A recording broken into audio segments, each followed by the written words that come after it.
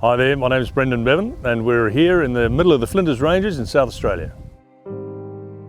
I've lived in the Flinders Ranges now for 11 years, this is going on 12. So I've been guiding now for just over 25 years.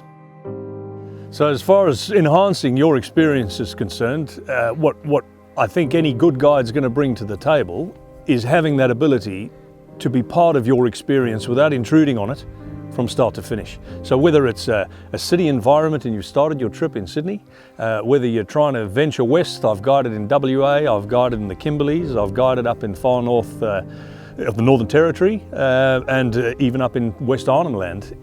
It doesn't really matter the environment that you're in. It's having somebody who's able to take your experience to the next level by being able to read into what it is you're looking for and heighten that experience. You're here for a short time. We're here to make it the best time. What makes a great guide? I'd say several combining factors, but I guess somebody who is in tune with their environment and the people that they're trying to showcase that environment to. Passion, a love, absolute endless bounds of energy to be able to embrace and immerse yourself and others in an environment. I reckon probably one of the things the guests love most after a trip or a trail of any type of safari experience is the little things.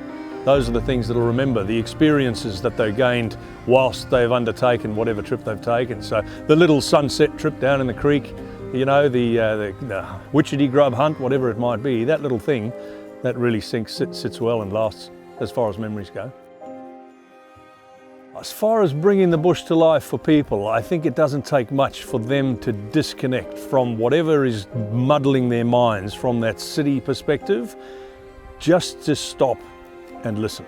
If you just sit still and listen and attempt to reconnect, and then have somebody in a position to just point you in the right direction as to what you're actually looking for. Open up all of your senses again. What do you hear? What do you smell? What do you see? What do you feel? Just connect again. Look, as far as having a value add, if you like, to what you're doing and how you're spending your time here in Australia, for me, it's about, from a personal level, having a passion that's been driven for nearly 20 years in Australia of loving this environment. Everything from its soils and its rocks to its plants to its mammals to its every single little aspect. And I don't believe a guide is a teacher per se. I believe a guide is somebody who has a wealth of knowledge and passion that they can share with somebody, and that person can choose to absorb that knowledge and learn from it if they wish. It's not a classroom environment. We're not here to teach you stuff and show you how to do things, but it's about sharing with you what I do know and where I have been and how I like to do it, and making sure that what you would otherwise perhaps have missed entirely, I make sure I put that in the spotlight for you on your trip.